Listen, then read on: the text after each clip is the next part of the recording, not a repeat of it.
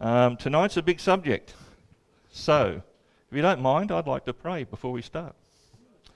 Our Heavenly Father, as we open up this wonderful book and we look at prophecy again tonight, but a very, very special chapter. An introductory chapter, yes, in the book of Daniel, but one that is pregnant with meaning. And we ask that you will bless and you will guide and that you will strengthen our faith. In Jesus' name, amen. So, we're going to go to Babylon, and I wish I say I've been there. The last tour that I know from Australia that went over there was 1989. And then there's been trouble ever since. Now, I think you can go even today with some groups, but you won't go into the north where Nineveh is. That's where Mosul is, the capital of the Assyrian Empire. It's still a bit too dangerous, but I think in the southern areas you can visit. So one of these days I still have the bucket list that I'll get across to Babylon and to Ur and some of these places down on the Euphrates. But it's just 80 kilometres south of Baghdad, and the Greeks had a name for it called Mesopotamia, which means simply the land between the rivers. And what are the two great rivers that flow through? Yes, the Tigris or the Tigris and the Euphrates River that flow through this land. Now, I don't know how much you know. Did you know the Garden of Eden was in Iraq? Did you say yes? How do you know that? Huh?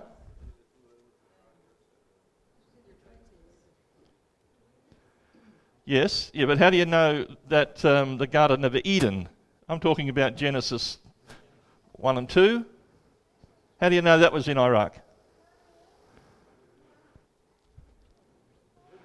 Well, if you read, that's right.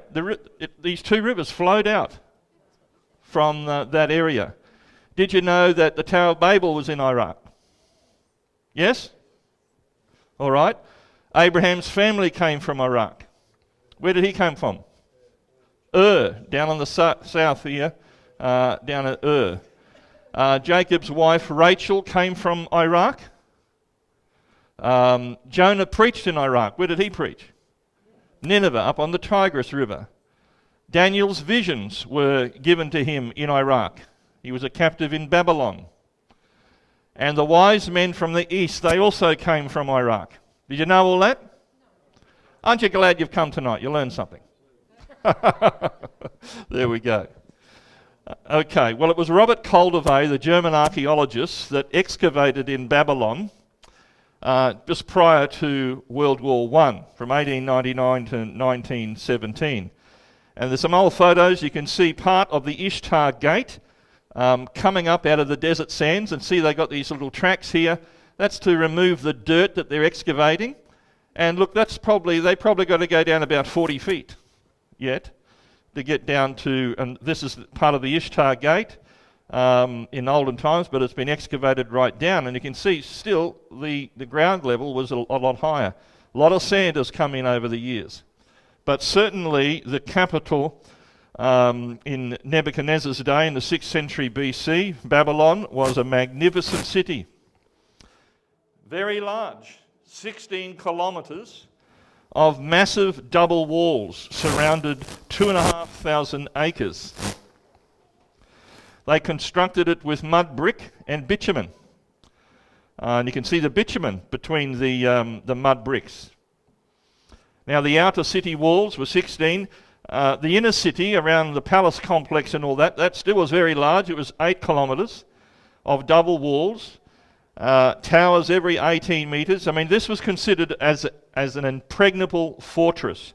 Now, here's Google Earth. These are the ruins of the capital of Babylon in the 6th century BC. The palace area was around here. This is the Euphrates. And in the green dotted line, that was the inner walls.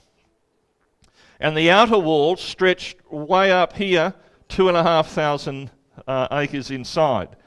And they'd never have to come out. They had endless water supply, irrigation, crops. They never had to leave if they were under siege. An artist has tried to reconstruct what it might have looked like. Had the great temple of Marduk, the god of Babylon, and Etemenanke, or the ziggurat, or the Tower of Babel, was probably there, 216 feet high. Again, from Google Earth, looking over the palace complex, there's the northern palace of Nebuchadnezzar there, the southern palace, the Ishtar Gate between the two, and a bit further you got the ruins of the ziggurat of Babylon, or where the Tower of Babel probably stood, in the Euphrates River and so on. Now the Ishtar Gate was just a magnificent structure, very large, and they were all covered with a blue glazed tile.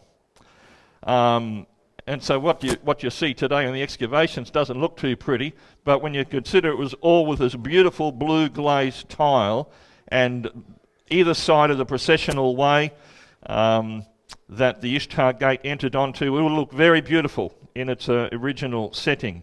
Now this is the excavated Ishtar Gate today, or what's left of it. But these blue glazed tiles that they found, you know, they had fallen off and broken and so on like that.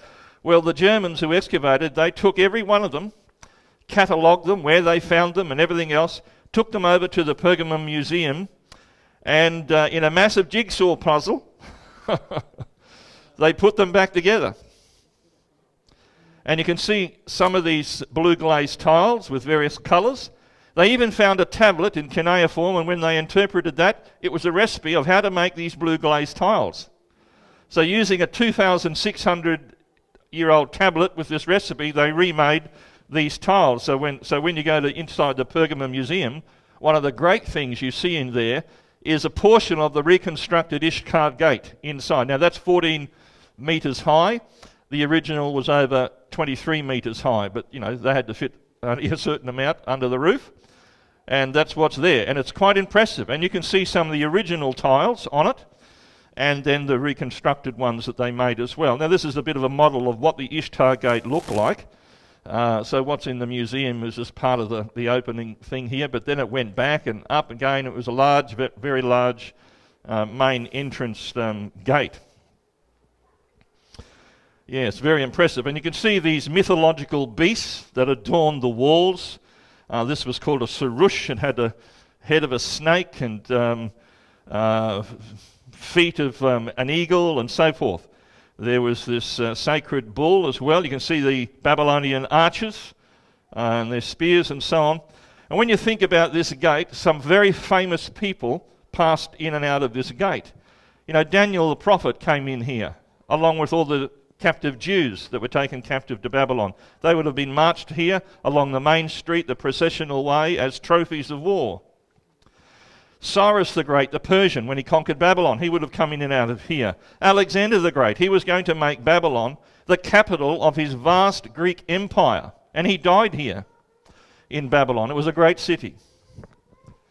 And from the Ishtar Gate, it enters out, it's from the river. You go through it, and then it comes out on what's called the processional way, which looks like this today.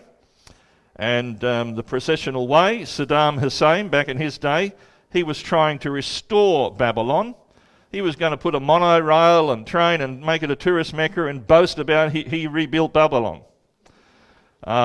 So the archaeologists are horrified because he did this rebuilding over an archaeological site. But nonetheless, these are the original paving stones. You can imagine walking along there. Daniel the prophet, Cyrus, Alexander, they all walked along here. Nebuchadnezzar. And here it is. And this is looking at going across the processional way, the reconstructed walls on either side by Saddam Hussein.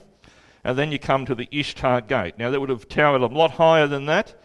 And then the road went further on towards the harbour or the port, where people would disembark and come into Babylon. Now, as it entered onto the processional way, there were 120 lions that adorned the walls of the processional way, because the lion was about the national symbol of Babylon under Nebuchadnezzar. He was a great builder, and what he began is what's called the Neo-Babylonian Empire. Babylon existed a long time before Nebuchadnezzar, but he really renovated the place and built great temples, 53 of them in fact, hundreds of smaller chapels, hundreds of altars and shrines to the Babylonian goddess Ishtar and Marduk. They also had the Hanging Gardens of Babylon here, one of the 7 wonders of the ancient world. They don't really know exactly where. But Nebuchadnezzar, you know, he married a Median princess. Now, if you remember when we were dealing with Cyrus and went over to Persia, there's the high country and there's the flat plains around Persepolis and Pasargadae where Cyrus had his palace and so on. But Media was in the hills with lovely trees and 4 seasons and snow in the winter and, you know, lovely climate and all the rest of it. And then, so Nebuchadnezzar brings her to the hot, flat plains of Iraq. And so to make his wife feel at home, he built an artificial mountain with magnificent water management and irrigation so she could walk around on this man-made mountain and feel like she was back home in Media. Wasn't he a good husband? Yes, the Tower of Babylon, it had 6 tiers, each dedicated to one of the planetary gods, and the top was dedicated to Marduk, who was the principal god of Babylon.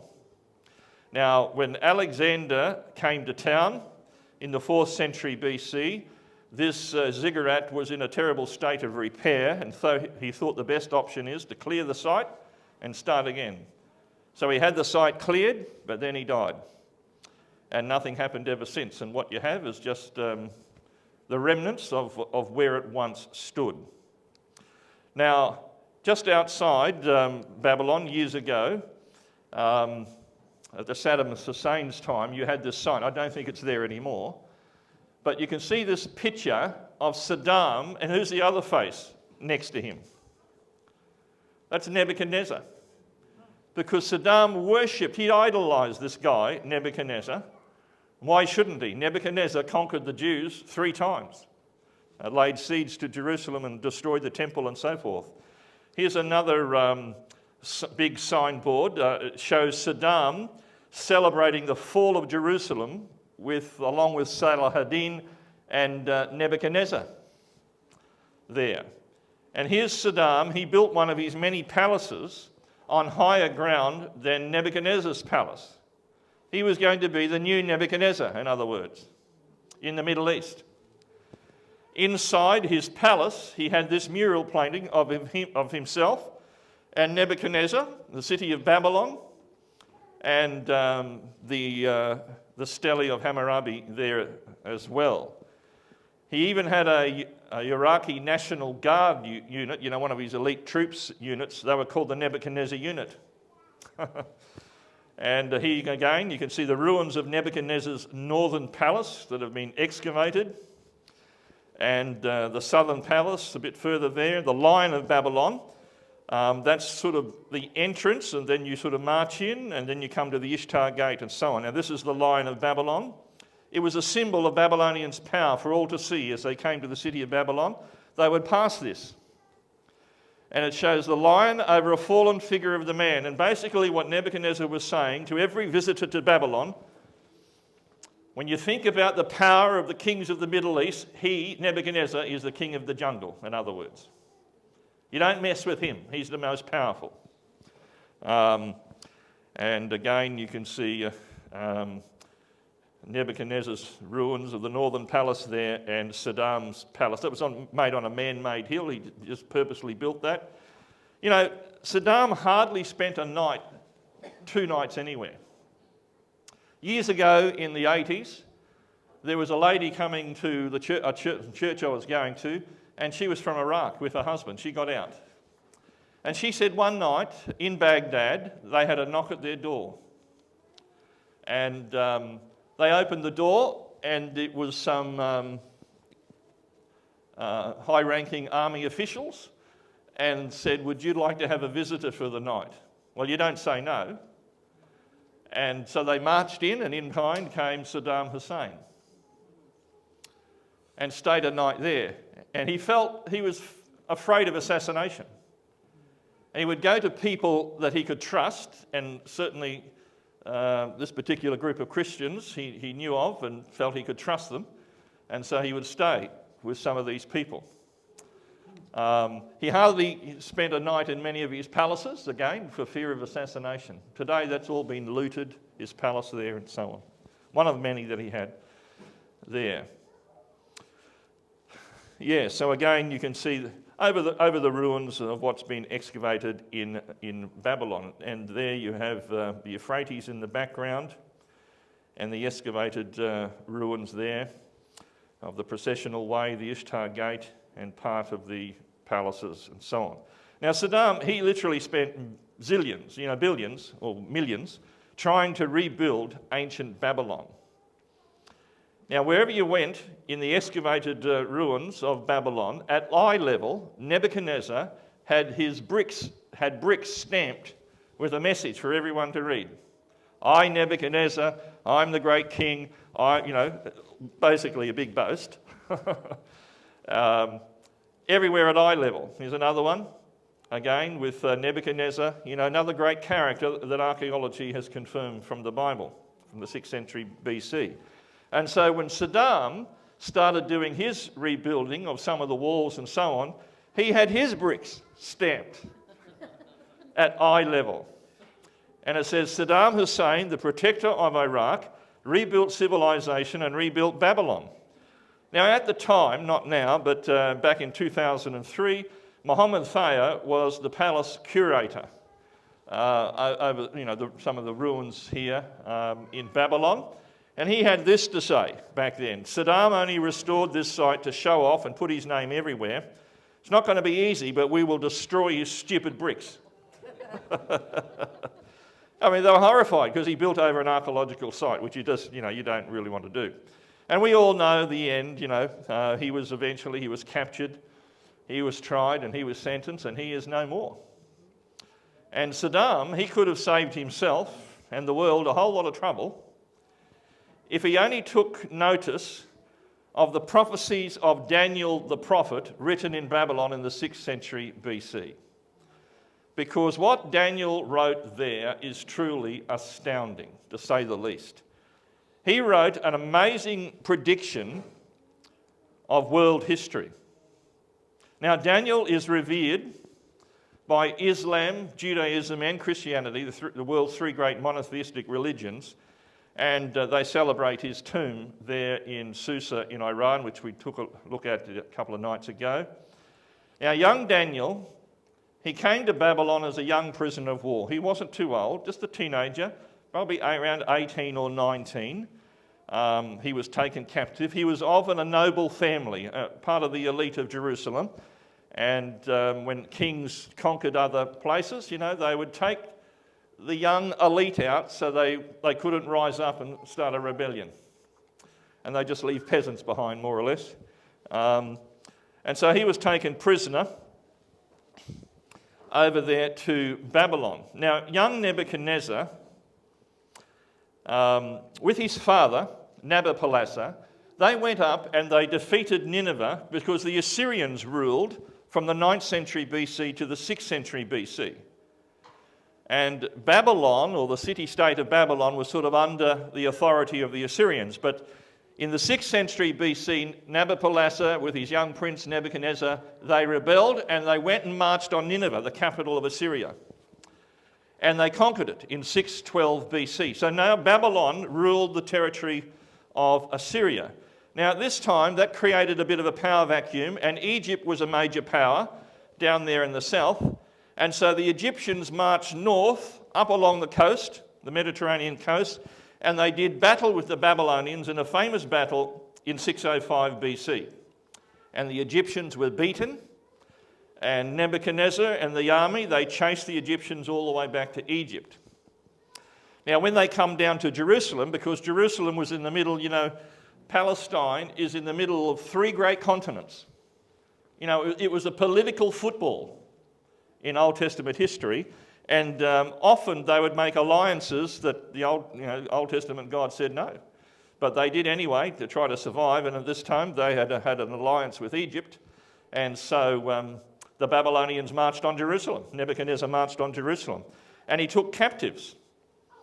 Now, in doing that, Nebuchadnezzar's father, who was back here in Babylon, he learned that he had died.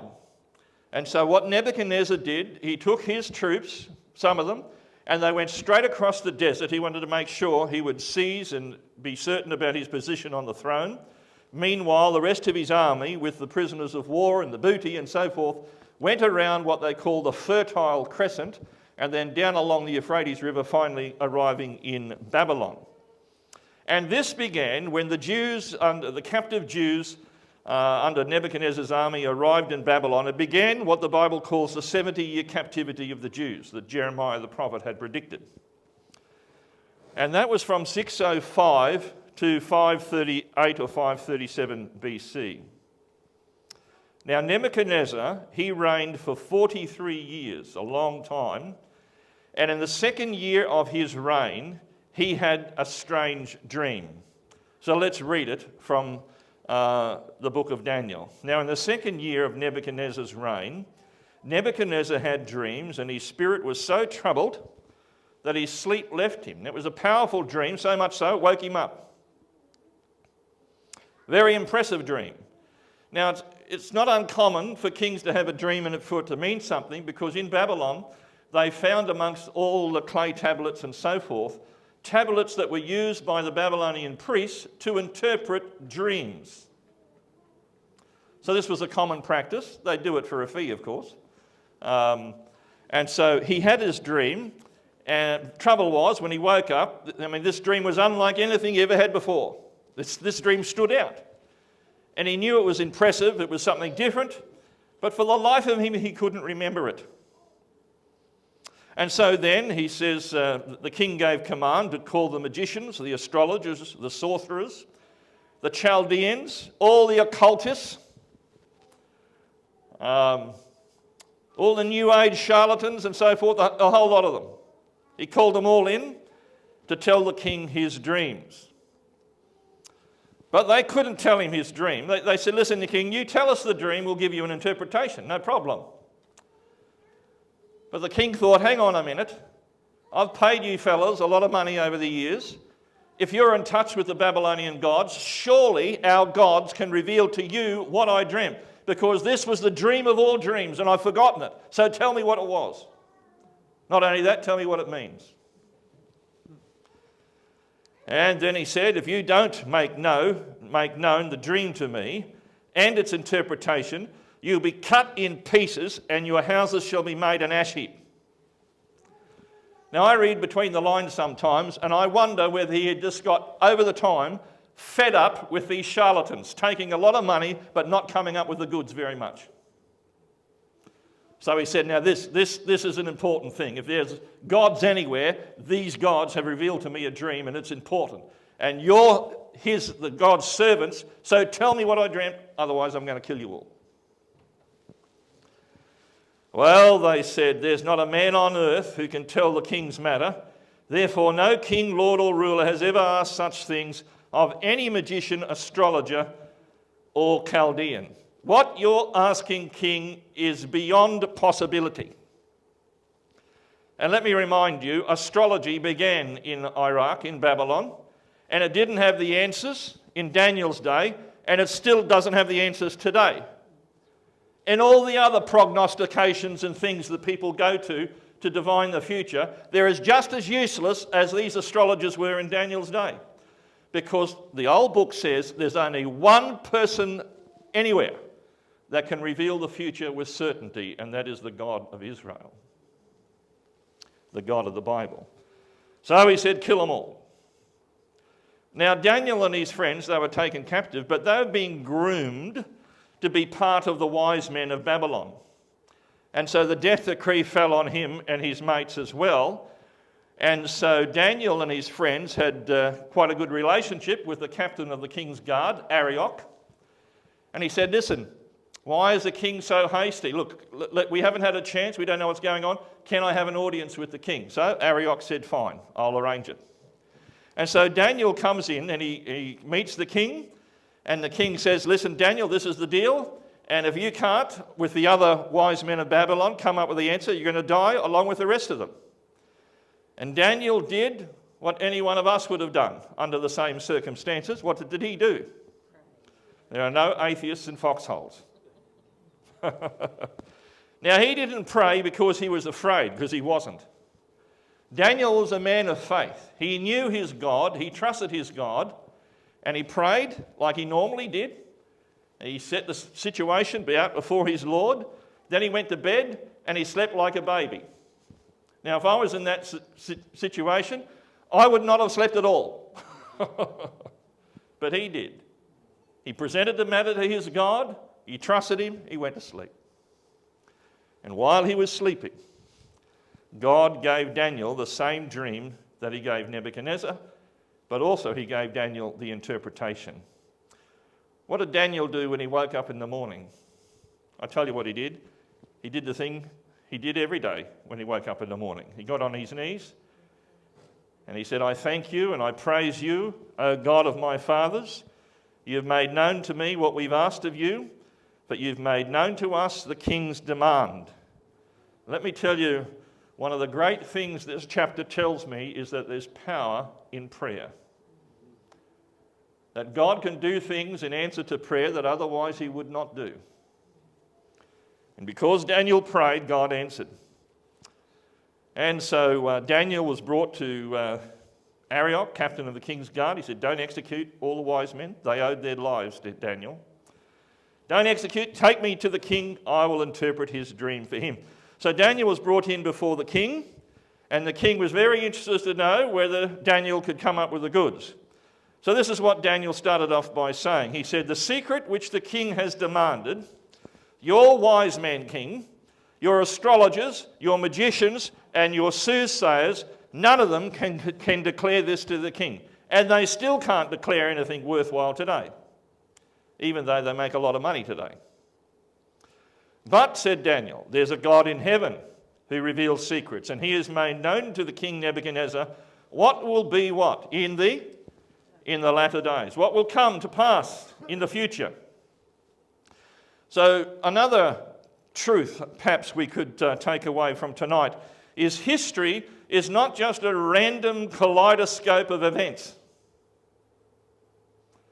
History is in the hands of an intelligent and all-knowing God, and history will inevitably unfold according to his will and what he's already revealed. And there's nothing anyone can do about it. He has revealed what's going to come, and it will come. And the reason why I take so many meetings on some of these prophecies and the archaeological evidence of things that have already been fulfilled and come to pass is to give us some confidence that what he says in the future will equally come to pass, just as what he's revealed in the past that has already been fulfilled has come to pass. And so he said, as for you, O king, thoughts came to your mind while on your bed, and what would come to pass after this? And he who reveals secrets had made known to you what will be. Now in 13 verses, just 13, 2,500 years of world history is revealed with astounding accuracy. And my mind still marvels at Daniel 2 every time I consider it.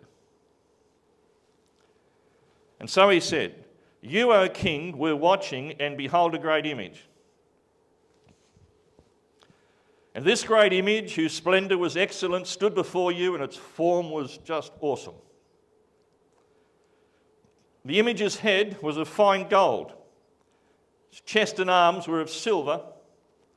Its belly and thighs were of bronze. And its legs were of iron.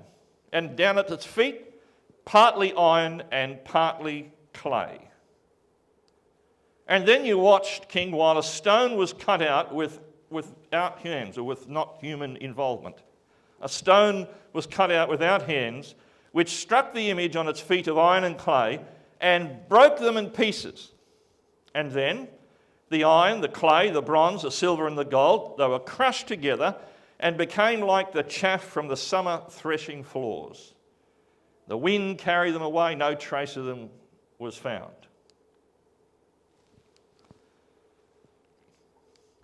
And the stone that struck the image became a great mountain, and it filled the whole earth, the entire earth. Now I can imagine Nebuchadnezzar on the edge of his seat now. as his dream is coming back into his memory. It was such a powerful dream, such a supernatural thing. It wasn't an ordinary dream. And Daniel continues and he says, this is the dream. Now we will tell the interpretation of it before the king. That's another thing I like about the Bible when it comes to these prophetic dreams, especially when they're symbolic, like this one is. That the God of heaven doesn't leave it up for humanity to guess what the image and the various metals and what they represent. No. He gives the vision, the dream, and then he gives the interpretation. And too many people I hear sometimes say, oh, that's just your interpretation. Well, it's not my interpretation. It's what the book says is the interpretation. And if we're willing to accept what God has revealed as the interpretation, then we'll be blessed. But if we want to quibble over that, well, we're not going to get anywhere. So he said, you, O king, are a king of kings, for the God of heaven has given you a kingdom, a power, strength and glory. What was his kingdom? The kingdom of? Nebuchadnezzar ruled over what kingdom? Babylon. Wherever the children of men dwell, or the beasts of the field and the birds of heaven, he has given them in your hand, and he's made you ruler over them all. You are this head of gold. So very clear, the interpretation is that Nebuchadnezzar's kingdom that he ruled over is represented by the head of gold, the Babylonian Empire. Babylon is represented by the head of gold. And certainly it was a golden kingdom. It had a golden future. Its king was impressive and powerful. In fact, in the 4th chapter of Daniel, he boasts, Nebuchadnezzar, is this not great Babylon that I have built for a royal dwelling by my mighty power and for the honour of my majesty? I built it. It's going to last forever. However, Jeremiah the prophet, years before, said, Babylon will become a heap of ruins, haunted by jackals, a land horrible to see, incredible, without a living soul. That was heaven's prediction of the future of Babylon. It wasn't Nebuchadnezzar's.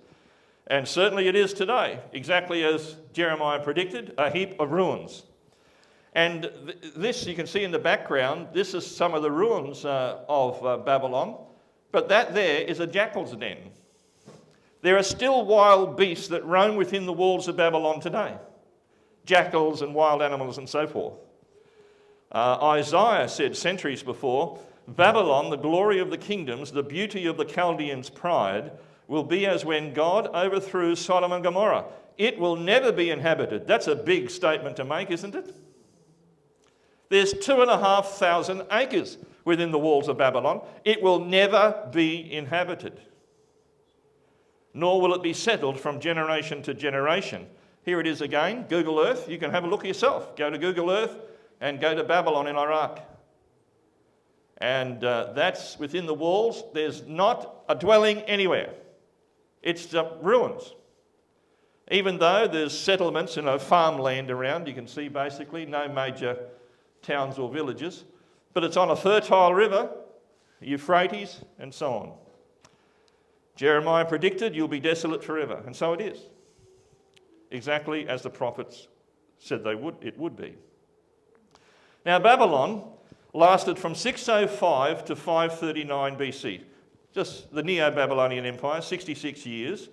And as we saw, who was the fellow that came along and conquered Babylon? Mentioned 140 years before he was born. Cyrus the Great of Persia. So Daniel's prophecy continues, after you shall arise another kingdom, but inferior to yours. This is the chest and arms of silver, representing the Persian Empire. And the Medes and the Persians, through Cyrus the Great, defeated Babylon in 539 BC. We talked about that the other night. And you can read the last night of Babylon in your Bible, in Daniel chapter 5. Belshazzar was the grandson of Nebuchadnezzar, son of Nabonidus, and he was there with the feast, remember? And out of darkness came this hand and wrote the fated words on the walls when they were having a drunken festival in there. Many God has numbered your kingdom and finished it. Tekel, you have been weighed into balances and found wanting. And Perez, your kingdom has been divided and given to the Medes and the Persians. And you read the last words of Daniel 5, that night Belshazzar was slain on his throne. We know how Cyrus, he conquered it without a battle. They were all drunk, the Babylonians, no trouble fighting drunk men. And they just marched straight on the palace and they run Belshazzar through with a sword. And that was the end of Babylon. Now the silver kingdom of the Persian Empire now ruled the Middle East, or the then known Mediterranean world. They ruled for 208 years, down to 331 BC, and then another character came and conquered the Persians. Who was that? We talked about that the other night. And so Daniel's prediction says about the bronze, a third kingdom of bronze, which shall rule over the earth. And that was the Greek Empire, established by Alexander the Great. At the Battle of Arbela in 331 BC, the Persians were defeated. Darius was slain by his own men, and Alexander the Great took over the Persian Empire. And even the metal used to describe the Greek Empire is appropriate, because the Greeks were part of the Bronze Age. Their breastplates were of bronze, their helmets of bronze, bronze swords, bronze statues, bronze money. It was the Bronze Kingdom of Greece, and it lasted down to 168 BC. And then a fourth power ruled over the whole Mediterranean world. And what was the next power that came? Rome. Finally, there'll be a fourth kingdom, strong as iron. And like iron that crushes, that kingdom will break in pieces and crush all the others. And so Rome did. The iron monarchy of Rome broke the Greeks in 168 BC, says the historian. On June 22, 168 BC, at the Battle of Pydna, perished the empire of Alexander the Great 144 years after his death. Now the Rome of the Caesars ruled the world. And a vast world they ruled over. I've been to the Roman Forum where Roman generals would parade with their trophies of war from all over Europe and the empire. And today you can go to Rome and you're visiting relics of a kingdom that once ruled the then known world. The noted historian Edward Gibbon wrote, "The images of gold, silver or brass that might serve to represent the nations and their kings were successively broken by the iron monarchy of Rome," using the very language of Daniel 2 to describe the succession of empires. Now Rome lasted in history longer than the other three empires put together. From 168 BC down to the dawn of the Middle Ages. 476 AD was when the last Roman emperor in Rome was deposed. Now there was a Christian bishop in northern Africa, his name was Hippolytus. He lived in Rome at the end of the 2nd century, and he wrote this, and this is in the Ante-Nicene Fathers, some of these, the works of the so-called church fathers and so on. But he said this, "Rejoice, blessed Daniel, you have not been in error. All these things have come to pass. Already the iron rules, already it subdues and breaks in pieces." Now he knew that in his age he was living not in the golden empire of Babylon or the silver empire of Persia or the bronze empire of Greek, but he was in the iron kingdom, the iron legs of Rome. And so he said in his writings. In other words, Christians of the 2nd century knew exactly where they were in prophetic history. And as we get on next week, we need to know where we are in prophetic history as well. Daniel 2, he continues, "Just as you saw that the feet and toes were partly of clay and partly of iron, so this will be what sort of a kingdom? A divided kingdom. Now, isn't it interesting? You have one kingdom succeeding another kingdom, 4 in a row, and then it says, no, there won't be a 5th or a 6th. Once you get past the 4th, it's going to be divided. Now, remember, this is written in the 6th century BC. The oldest fragments of the book of Daniel come from the 2nd century BC, proving the book has a much greater age. As it goes on in the prophecy, it says It'll be a divided kingdom. They will not adhere one to another. Just like iron and clay, you can't weld it together, so they won't adhere one to another. Now, what happened? Well, Rome fell not because of a fifth empire coming conquering Rome. No, they fell from being fragmented from within. The 4th and 5th century, barbarian tribes that were once ruled by Rome rebelled from within the Roman Empire and carved up the empire. Until by the 5th century AD, you had all these barbarian tribes that had carved up what was the Western Roman Empire. And you had, now you know some of them, the Franks, they became what nation? Yeah. And what did the Anglo-Saxons become? Because Rome ruled up there too. England, Scotland. What about down here, the Visigoths? What country is that? Spain. What about over there, Suevi? Portugal. The Heruli were down here, the Vandals in North Africa. The Heruli, the Vandals, and these Ostrogoths, there is no European nation that descended from them. As we'll see later when we deal with the Antichrist, we'll see what happened to those. But the Lombards were over here, but they ended up down here, and the ancient name for Italy is Lombardy. Did you know that? Check it up. The Burgundies, they became what country? Just north of Italy. What's up here? Have you been over there? If you go north, up Italy, where do you hit? What do you hit up here? Mountains. What are they called? The Alps. And what's over the other side? Switzerland. That's Switzerland were the Burgundies. And the Alemanni moved further down, and they became Germany. Yes. And so on. So you have the Roman Empire, then the feet of iron and clay, which represents divided Europe, and it's been divided ever since, hasn't it? Some of them are strong, England, France and Germany, others are weak. Switzerland, Italy, Spain and Portugal. And you read in Daniel 2, it'll be partly strong and partly weak, but divided. And it's so that today. The nations of Europe literally have descended from the division of the Roman Empire. And it remains today a divided kingdom, doesn't it? And you can go back through European history. There have been many rulers who've wanted to unite Europe. Can you name a few? Napoleon, yes.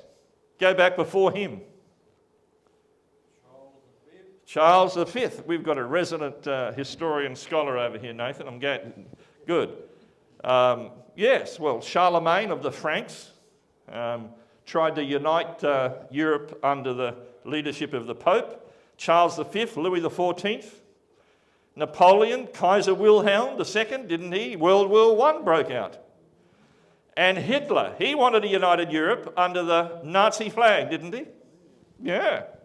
Napoleon said, there'll be no repose in Europe until it's under one head. In 5 years, I shall be master of the world.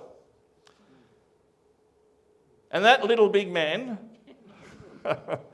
marched 600,000 men into Russia. And they asked the Tsar in Russia how he's going to defeat the might of Napoleon and his great army. And you know what the Tsar in Russia said? He said, I depend upon two generals, General January and General February. The Russian winter. That's right. And after 6 months, Napoleon and his troops were defeated by the Russian winter. Thousands and tens of thousands died, only 100,000 survived. In fact, the historian says the deliverance of Europe from the dominion of Napoleon was offered neither by Russia, nor by Germany, nor by England, but by what? The hand of God, the Russian winter. And he got a few more troops together, went out to have a fight against the Duke of Wellington at Waterloo, but Waterloo became his Waterloo, didn't it? Now notice it says in Daniel's prediction, notice the clarity and the preciseness of the language. As you saw iron mixed with ceramic clay, they will mingle with the seed of men. What does that mean? Mingling with the seed of men. Well, what is the seed of men? Literally. What is it? Babies. Getting married and making babies and trying to do that to unite Europe. Now, in other words, here's another translation. It's the New Living Translation. It says this: this mixture of iron and clay also shows that these kingdoms will try to strengthen themselves by forming alliances with each other through intermarriage. Has that happened in European history, to try to unite the countries?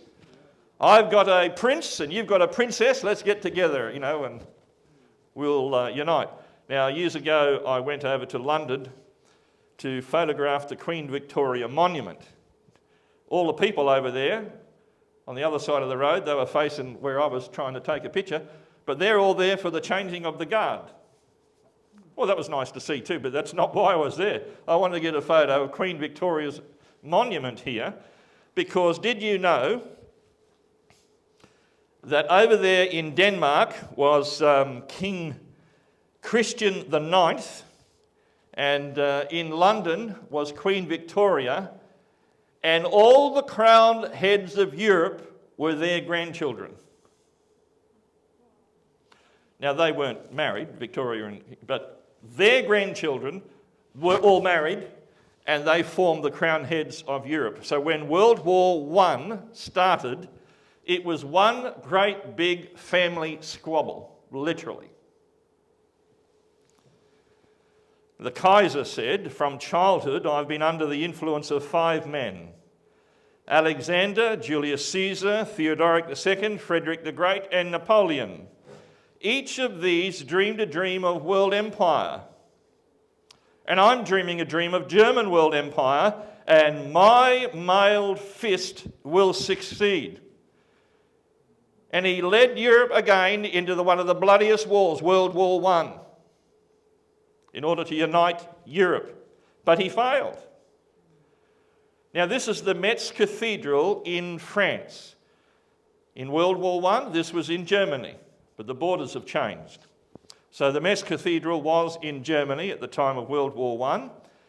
And what's significant about the Metz Cathedral is that the various portals or entrances, the gates, or the doorways, if you like, were adorned with statues of the prophets of the Old Testament. You can see some here. Now, in 1898, the Metz Cathedral, the roof was in a bad state of disarray, and they needed the Kaiser, money from Germany, to pay for a new lead roof. And a new west portal was going to be added, more statues of the prophets. And the Kaiser said, fine, I'll supply the money on one condition. Yeah? What's the condition? I want to be depicted as one of the prophets adorning the new west portal. Yeah? What prophet you want to be? Daniel. I'm going to prove his prophecy wrong. I'm going to unite Europe under German power. And there's Daniel the prophet on the west portal that had been added. And inside the cathedral, they have the contract for the new roof. And we all know the Kaiser failed and he died in Doorn, Holland. And his crypt is behind that house there. What do you notice a distinguishing feature of the face of the Kaiser? What do you notice? Huh? Not happy? Just a facial feature that stands out. Yeah, his handlebars under his nose. Well, here he is as Daniel the prophet. Look at him. There's his moustache. That is the Kaiser. And after he failed, and here's Daniel, he's been restored. But when he failed, someone hung on a chain something in Latin. You know what that means? Thus passes the glory of the world. He thought he was going to be master of all Europe, the glory of everything. He's nothing. He's finished.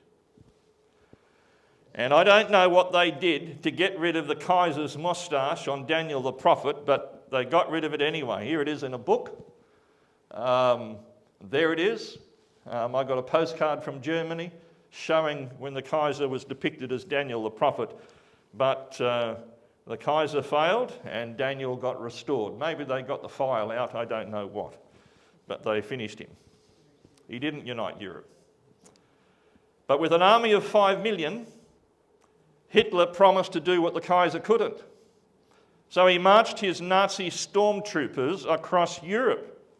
He was going to establish across Europe a 1,000-year Reich, led by the Germans. Over there in England, there was a little man that was voted in, Winston Churchill. The man for the hour, I believe. And he said to his people, I offer nothing but blood, sweat and tears. We shall never surrender, he said. We shall go on to the end. You know his famous speech. We'll fight them in France, the seas and the oceans, growing confidence and growing strength in the air. Whatever the cost, we will fight them on the beaches. We will fight on the landing grounds. We'll fight in the fields and the streets. We'll fight in the hills. We shall never surrender. And he strengthened a nation to resist. Over there in New York, a journalist took out his pen and wrote in the New York Times, never before had a plan for world conquest been worked out with such scientific precision, nor was one ever before carried out with such savage ruthlessness. Never before had it covered quite so much territory, and never before had one come quite so close to success. Yet it failed. Then the journalist asked the question, why did it fail? I'll tell you why it failed. Because a Jewish prisoner of war, under the inspiration of his God, in the 6th century BC, wrote down these words, it shall be divided. 5 words from the Bible spelt the doom of Hitler. In fact, during World War II, and I sat at the feet of this man, the young man there. He was on radio broadcasts across Australia and New Zealand, the South Pacific. I knew him as an 80-plus-year-old man. His name was George Burnside. He went around Australia preaching in all the town halls of Australia and so forth. And this was his flyer. You know, we've put out Digging Up the Past. This was his. Hitler's hopes doomed. One Bible phrase of 5 words wrecked the dream of Napoleon, drove the Kaiser into exile, and these 5 prophetic words will meet Hitler and Goering. They shall not pass. And I tell you what, in the town halls around Australia, they were packed. Men were at war, boys, fighting the Japanese, but they were concerned about Europe as well. And thousands said, these are the greatest meetings I've ever attended. And what that man did is share the hope that Daniel 2 gives. There won't be another 5th Empire, a Nazi Europe and so on. Now today, we still have the idea that Europe should be united with the European Union. How Putin midwifed the United States of Europe, says this article. German government will push for a European federation. In other words, just like a United States of America, they want a United States of Europe, one single government. The United States of Europe. Martin Schulz wants the United States of Europe by 2025.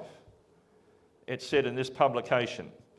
EU must become a United States of Europe by 2025, says Angela Merkel's planned coalition partner Martin Schulz. Back in 1993, the European Union was formed following the signing of the Maastricht Treaty. And according to this paper in London, the EU was designed to be a United States of Europe. United States of Europe. Europe's top bureaucrats intensify calls for European superstate. I've been collecting them over the years. Federal Europe plot. EU draws up plans for United States of Europe behind Britain's back. Down below, this shows there are now serious plans for political union, where those countries in the Eurozone move towards having a single government. And that led to that, Brexit. Britain casts their vote to either leave or remain in the European Union. Now, then it says the Brexit vote divides European leaders. Divisions are opening among Europe's leaders. Britain led the way, and others wanted other forms of Brexit, maybe. Europe divided on post-Brexit path, this one. Post-Brexit Europe divided. The EU hopelessly divided and dysfunctional. Meet the divided committee. They don't look too happy, do they? Divided European leaders. Germany, France and Italy divided. Europe divided. EU at war with itself. All falling apart. The EU is divided by refugee policy, divided over the Balkan accession, divided over Trump trade deal. Europe divided. Europe remains as divided as ever. Almost impossible to solve the migration. Divided on everything. United States of Europe dream crumbles. The EU divided over sanctions on Russia. They're divided on the Ukraine war. Is Europe splitting up? Europe divided on China. Europe divided over migrant response. And on and on and on and on it goes. Why? Because a Jewish prisoner of war who loved his God, lived a life faithful to him, wrote down the words under inspiration, it will be a divided kingdom. And so it has. I like the cartoons that came out. Over there they wanted a Brexit, then a Grexit in Greece, and a Spexit in Spain, and a Portugexit. And notice them, the EU going over the Niagara, and here they are all punching each other and poking them each other in the nose. Divided. The best one I like was this one, the EU Titanic. Now, in other words, Europe has been history's Humpty Dumpty because all the king's horses and all the king's men have failed to put Europe together again. And then the Bible says, in the time of those kings, in the divine time of divided Europe, the divided iron kingdom of Rome, the God of heaven will set up a kingdom that will never be destroyed.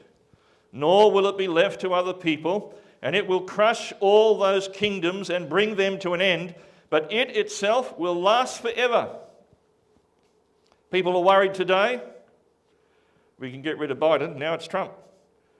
They're worried about all these major players, but every earthly kingdom will not have the last say on earth's history. There is one more kingdom that's going to come and take the place of the whole lot. It's the stone kingdom, cut out of the mountain without hands. That's the eternal kingdom of Christ. Daniel said, the great God has made known to the king what shall be hereafter. And then I like these words that follow. The dream is certain and the interpretation is sure. It's going to happen. Everything else has come to pass. What about the last bit? The coming of the stone kingdom. How did a Jewish prisoner of war, a captive in Babylon, living in the 6th century before Christ, know the exact history of the world for 2,500 years? Tell me, if there's no God. You can trust this book. What it says in the past has been fulfilled, And what it says that has not yet been fulfilled will be fulfilled. And whether we choose to be a believer or not, history has followed Bible prophecy exactly for 2,500 years. And just as surely as Babylon was followed by Medo-Persia, and just as surely as Medo-Persia was followed by Greece, and Greece was followed by Rome, and then the fall of Rome into the divided states of Europe that still exist today, just that surely will the next great kingdom come to pass, which is the eternal kingdom of Christ. Listen to me. No person, living or dead, past or present, has ever revealed the future with such accuracy as we have seen here from the prophet Daniel tonight. No one. This is jaw-dropping evidence for an existence of an intelligent, almighty God who's trying to communicate with humanity.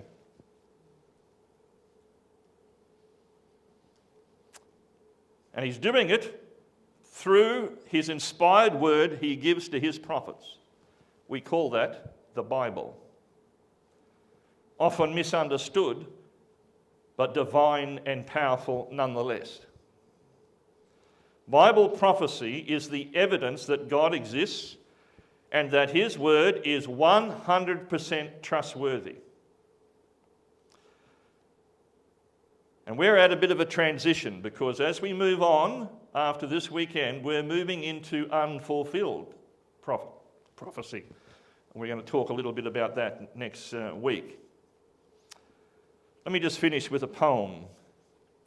First, the Babylonian kingdom ruled the world. Next, Medo-Persia's banners were unfurled. Then, after Greece held universal sway, Rome seized the scepter. Where are we today? Down in the toes made of iron and the clay, weak and divided, soon to pass away. What will the next great glorious drama be? Christ and his coming and eternity. That's where we are. We're down in the toes of the feet of iron and clay. That's where we are in history now. Down at the end, waiting for the stone kingdom to come. And I guess the question heaven asks is, will you and I be ready? Do we want to be ready? Are we willing to allow this loving, divine, all-knowing God help us get ready? Well, I hope you keep coming because we're getting into that as we move forward from here. But tomorrow afternoon, we're going to just take back a little bit and talk about ancient health and Moses and medical science. It might be something that we never ever connect with Moses. But if you're interested in health, and we're living in a world where health is gone out the back door. In the Western world, most of us die of preventable lifestyle diseases. We need to have a look at this book. Because if God made humanity, he knows how to look after it and keep your body in optimum health. So we're going to have a look at ancient health tomorrow afternoon at 3:30. And then in our second session, we'll go to Israel in our search for the Messiah. And there are many predictions about the Messiah. I'm only going to share one tomorrow afternoon, but one is enough. And then on Sunday, we'll go and have a look at the greatest eruption in European history, the eruption of Mount Vesuvius in AD 79, as we go to Pompeii, and then we'll ask the question, how near is the end? And then we travel on into next week, and on Wednesday evening we'll go to the island of Patmos as we begin to have a look into the book of Revelation and the great message that God has to prepare a people to be ready for when he comes. That's in the book of Revelation. We'll have a look at that. And so, I hope you've enjoyed the program. So from the children of Iraq and from me, good night, and God bless you all. We'll see you tomorrow afternoon.